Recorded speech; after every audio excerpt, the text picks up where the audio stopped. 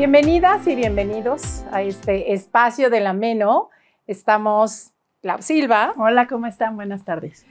Y tenemos una invitada muy especial porque vamos a hablar de un tema que toca fibras fuertes, fibras profundas, pero también nos habla de posibilidades de sanar esos espacios que se vuelven tan oscuros, sobre todo cuando hay un abuso. Tenemos el honor de tener aquí con nosotros a Dafna Vinier. Sí. Ay, perdón, tenía miedo de no decir bien tu apellido. Bienvenida, que nos vienes a hablar no solo de tu libro y de tu proyecto, sino de cómo una experiencia que para ti, me imagino, y como nos los compartes en el libro, fue tan dolorosa, hoy está dando frutos tan maravillosos. Bienvenida. Muchas gracias por invitarme. Hablar de abuso sexual es un tema que muchos prefieren dejar de lado, ¿no? No es un tema fácil, es un tema que incluso mucha gente ni siquiera se da cuenta que cosas que les pasan hoy pudieran estar relacionadas con esos abusos. ¿Cómo fue para ti poder ver que sí había habido un abuso, que sí estaba impactando en tu vida? ¿Tú lograbas ver esta conexión entre el abuso y lo que estaba pasando en tu vida? ¿Ya adulta? Tiempo no. Mucho tiempo viví completamente pues obnubilada y corriendo, ¿no? Como poniéndome máscara sobre máscara para no ver exactamente lo que había adentro. Pero evidentemente cuando llegan los hijos, que son tu mejor espejo, empecé a verme reflejada en ellos y empecé a ver que ellos empezaban a reaccionar desde mis miedos, desde mis inseguridades, desde mi culpa. Y ahí fue cuando dije, creo que algo hay, tengo que ponerme a trabajar. Tenía 2 abusos muy reconocidos, muy bien recordados, pero otros 2 que fueron trascendentales, los cuales yo asumía la responsabilidad completa y decía, no, eso no fue un abuso. Yo me hacía historias en mi cabeza para poderlo procesar y para poderlo integrar. Es más fácil culparte a ti a intentar entender por qué una persona que amas tanto te lastimó de esa manera. Exacto. Es demasiada como información para alguien que todavía no tiene las bases ni psicológicas, ni emocionales, ni físicas para poder lidiar con todo esto que está pasando, ¿no? Que es muy confuso. Y las relaciones, por ejemplo, que tuviste después con novios o parejas, pues me imagino que obviamente pues estaban trastocadas por lo mismo, pero tú tenías problemas para relacionarte con la gente o no, o pues tú no sentías que eso, que tenía que ver con lo del abuso. No, completamente. Todas mis relaciones eran completamente desbordadas. Enfermas. Venían desde la víctima o desde la dominatrix queriendo cobrar venganza, ¿no? Por lo que había vivido. Claro. Sí, no, fue una montaña rusa tremenda en el momento en el que crezco, como a mis 17 más o menos, que empiezo a trabajar, empiezo a hacer yo mi vida, me empiezo a sentir como capaz de caminar y de correr. Ahí empezó un lugar de destrucción tremendamente fuerte para mí, en donde yo me convertí en mi propio tirano. Claro, pues es que interiorizamos al abusador y al tirano, ¿no? Y nos volvemos con nosotros. Y me imagino que hubo, ¿qué tema de adicciones? Sí, me fui a las drogas, me fui al alcohol, me fui, pues desgraciadamente, a la promiscuidad, ¿no? Porque crees que tu único valor en la vida es el sexo y lo usas como moneda de cambio, que es una cosa tremenda, ¿no? Sí. Como que para el momento, para que me quieran, para que me atiendan, para que me vean, pues yo tengo esta carta, ¿no? Que me vienen buscando esta carta desde que tengo 5 años. Claro. Entonces, por algo será, este es mi valor. Exacto. Sí, la verdad, complejo. Muy complejo, porque yo tuve también historia de abuso y alguna vez le preguntaba a mi terapeuta, ¿por qué? Yo no me acuerdo. Y le decía, ¿por qué hasta ahorita me empiezan a llegar como flashes? Me decía, porque tiene que estar tu ego ya más maduro para que lo puedas ver, ¿no? Entonces, muchas veces, y cuando es de alguien tan conocido, lo que decía hace rato, lo negamos, lo queremos enterrar porque no sabemos qué hacer con eso. Claro, sí, le buscas justificaciones que es más fácil culparte tú que poder entender por qué alguien querido te lastima. O por qué no me defendí, ¿no? También te desquitas por eso, porque dices, ¿por qué no me defendí? Esa es una culpa intrínseca que vive, desgraciadamente, en todas las personas que vivieron abuso sexual, ¿no? El por qué no me defendí, o qué estaba provocando yo para que me hicieran eso, que está mal en mí, ¿no? Es tremenda la culpa. Oye, y esta sensación de hay algo mal en mí o yo soy culpable, ¿te hacía sentirte diferente, por ejemplo, a tus amiguitas? O sea, ¿Qué pasaba? ¿Sentías que que tú habías hecho algo malo, que ellas no sabían? Yo dejé de caber con mis pares desde los 5 años. A mis 5 años fue el primer abuso sexual y desde ese momento pues fue como si me pusieran a vivir una vida de adulta en donde yo no correspondía y en donde yo no tenía las herramientas emocionales, ni psicológicas, ni culturales para poderlo lidiar, ni mucho menos sentimentales, ¿sabes? O sea, era lo que platicábamos en la mañana, que el abuso sexual infantil es como que si te robaran la inocencia, que esa inocencia bien cuidada y bien procurada por los padres o los cuidadores, llega a ser una autoestima saludable en donde tú tienes un amor propio, en donde sabes que tienes un valor por ti misma, claro. ¿no? No por lo que te digan los demás o por cómo te traten los demás o por cómo te busquen los demás, sino es tu amor por ti.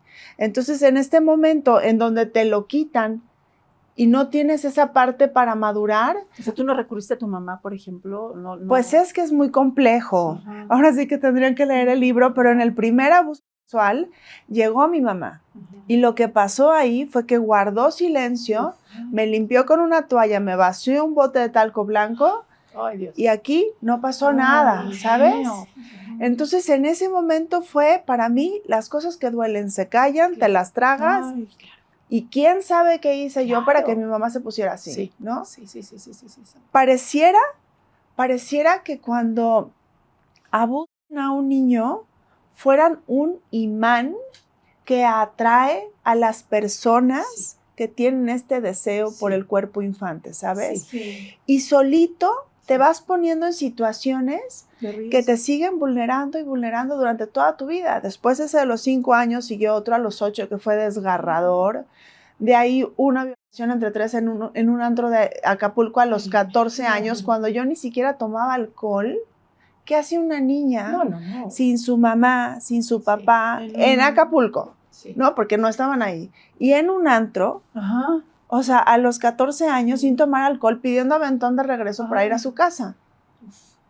Sí, y cuando no ha habido, como tú decías, ¿no? Como un entorno que favorezca que tú vayas estando protegida, que vayas desarrollando esta autoestima, pues como decías, te vuelves como un imán.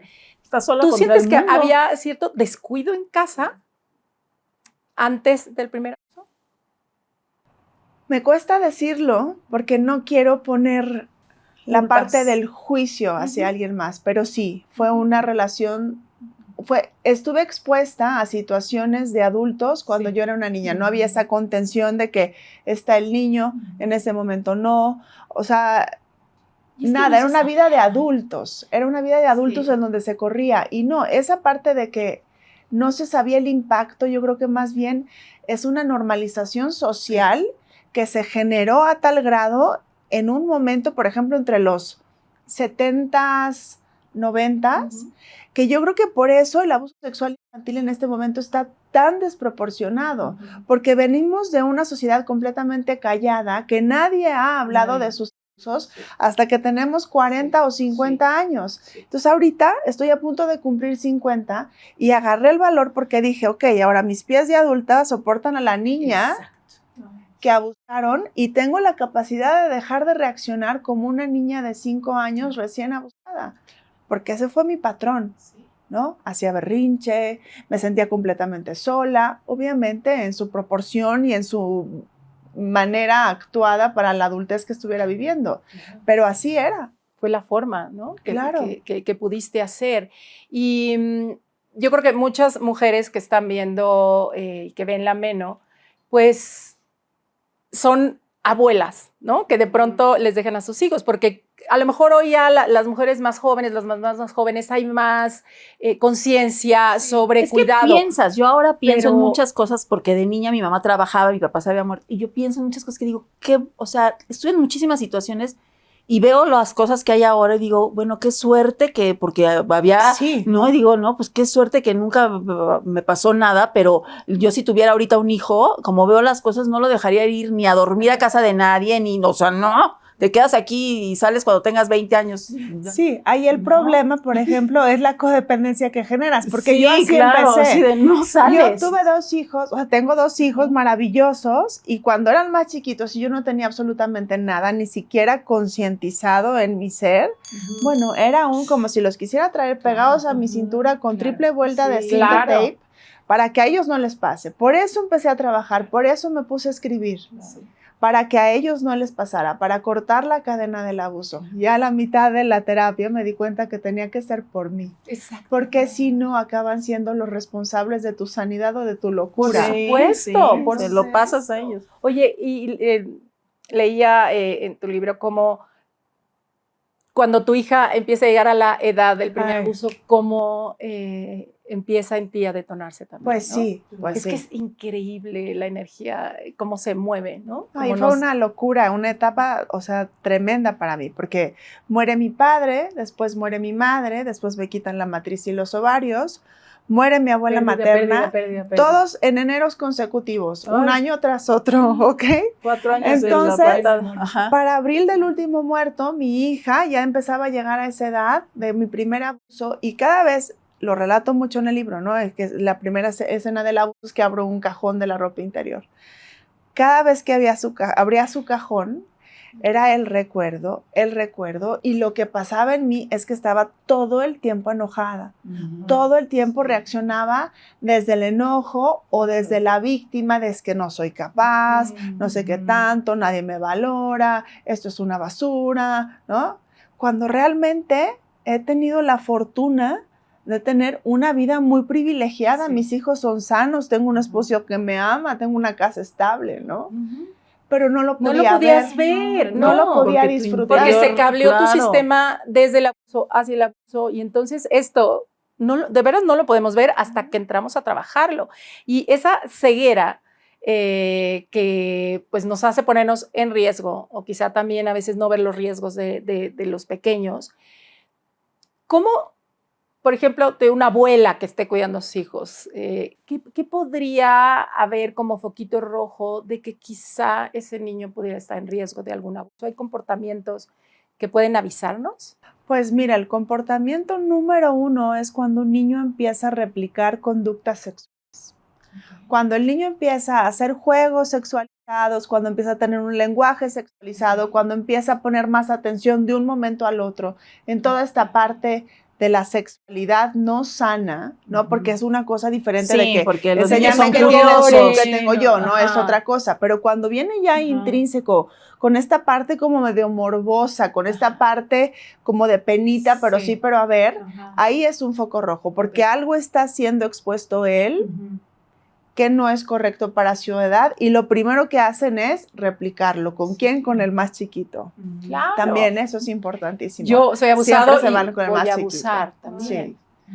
Otra cosa también pues son los cambios de carácter, ¿no? Primero era un niño súper alegre, no sé qué, y de pronto se volvió súper triste y deprimido. O al revés, ¿no? Por ejemplo, a mí me pasó al revés. Yo era una niña muy tranquila y después de los abusos, bueno, parecía que había fuego en mis pies. O sea, no. Sí. ¿Dónde me pongo para que me vean? Sí. A exponerme. Y evidentemente esa exposición sin una contención paterna ni un acompañamiento familiar, pues me llevó a ponerme en las situaciones de riesgo más vulnerables. Oye, y algo que se mezcla mucho cuando hay abuso, y sobre todo cuando este primer abuso, este abuso del que hablabas, que tú sentías que como tú lo permitiste, ¿no? Como te dijeron, oye, ¿quieres? Y tú no sabías ni de qué te hablaban. Pero de pronto se mezcla el placer de algún modo, ¿no? Porque físicamente puede haber una... mientras no sea algo muy rudo, violento, y creo que esa parte también se queda mucho como esta culpa de sentir placer, porque hay un... Pero sí me gustó, pero por otro lado tampoco entendí bien o estuvo mal. ¿A ti te pasó? O sea, Yo en mi parte, yo la verdad es que placer no sentí, porque todas fueron muy agresivas, fueron muy violentas. Nunca llegué a esa parte de la concepción del placer. Sé qué pasa y lo puedo llegar a asimilar, porque yo después del segundo abuso, lo único que quería era autoexplorarme para ver qué era lo que estaba buscando la gente de mí, ¿no? Entonces se hizo una relación tremendamente enferma entre la la violencia y la sexualidad, que después para poderlo organizar fue, o sea, años de terapia. Pero, por ejemplo, la culpa del primer abuso, en donde a mí me convencieron, y el adolescente me dijo, ándale, así sí vamos a ser amigos, y vamos a jugar todas las tardes. Yo dije que sí, le dije, bueno, ok. Obviamente cuando se puso incómodo del cuerpo, yo ya no quería, y en ese momento llega mi mamá y se hizo un desastre. Pero esa parte de haberlo concedido, híjole, me he perseguido de por vida. Y todavía aún, si no estoy presente en mi ejercicio diario mental, físico, emocional, espiritual, Te vas para si no estoy escribiendo, es muy fácil que se desborden esas culpas. Y se te desbordan, desgraciadamente, como transformadas en otra cosa, y para tu entorno, tu círculo familiar cercano. Claro. Se te va con el esposo, con los hijos, ¿no? ¿Y a qué edad tú empezaste a ir a terapia? O sea, ya hasta que estuviste casada y con Yo hijo. te digo, fue cuando murió mi papá, mi mamá, todas estas situaciones de muertos. Y ahí un día, un drama impresionante mío, porque a mi hijo se le había caído tantita agua en la mesa, que no, nada, o sea, que ver, Dios, ¿qué es esto? No, o sea, así aparecen las memorias de trauma. Descabellado. Sí. Y me dice mi esposo, híjole, no vamos bien, necesitamos hacer algo aquí, por favor, necesitas atenderte. Hay gente que escribe y se cura así. Yo me acuerdo que tú escribías bonito, ¿por qué no lo intentas? En ese momento dejé los hijos, el drama, el berrinche, el agua sobre la mesa y me puse a escribir.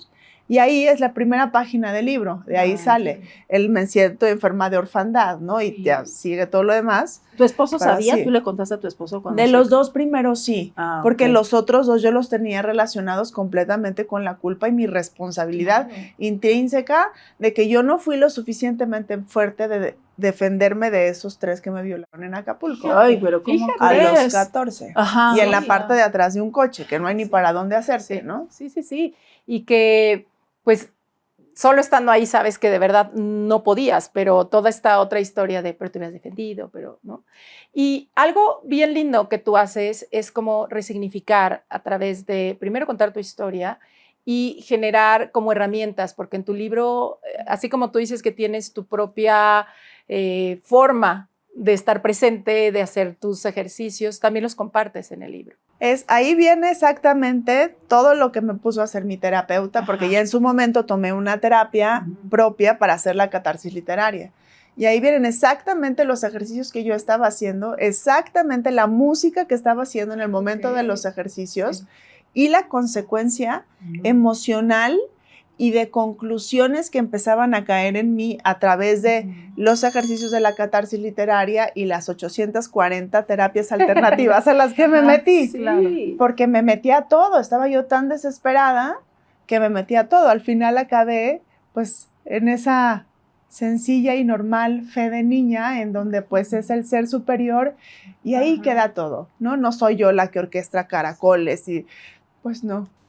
A mí lo que me impresiona también mucho de tu caso es la fundación que creas, porque uno pensaría que, claro, quieres ayudar a las víctimas, pero también quieres ayudar a los abusadores. Y eso tiene que ser una madurez, una conciencia, algo realmente grande que tienes, porque para que esas personas que sienten esos deseos se paren, ¿no? Y los puedan identificar y ayudarlos. Eso es a mí, la verdad, lo que me causa muchísimo asombro, porque digo, estás totalmente, pues, te admiro esa parte tuya, porque es impresionante. Eso llegó en el momento en el que yo me peleaba mucho con perdonar, ¿no? Estaba constantemente enojada porque no podía perdonar de verdad. Y le hablaba a mi terapeuta y le decía, llevo 6 años escribiendo, ¿cuánto más me falta para poder perdonar y para poder estar tranquila, ¿no?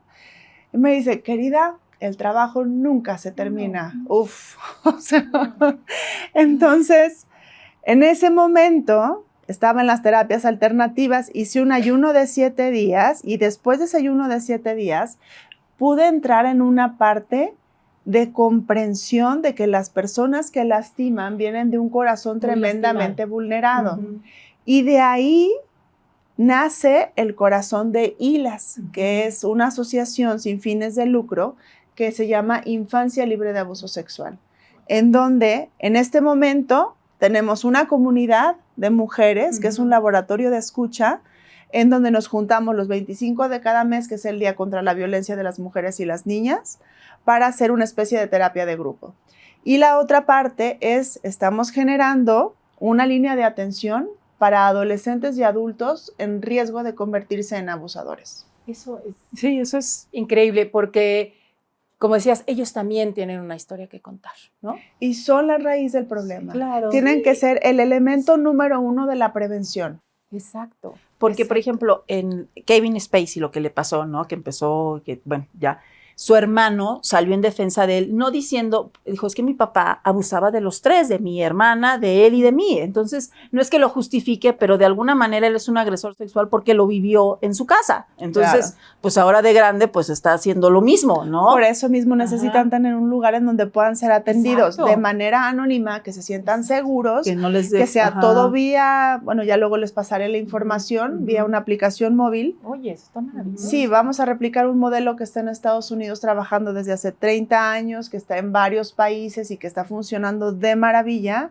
Estamos ahorita apenas en la parte de la generación de la aplicación y todo este asunto, pero vamos a trabajar con eso, porque si no, ¿cómo vamos a llegar a ser un impacto en el abuso sexual infantil? Sí, está increíble toda la parte de la educación a los niños, a los padres, toda la cuestión de las víctimas, ¿no?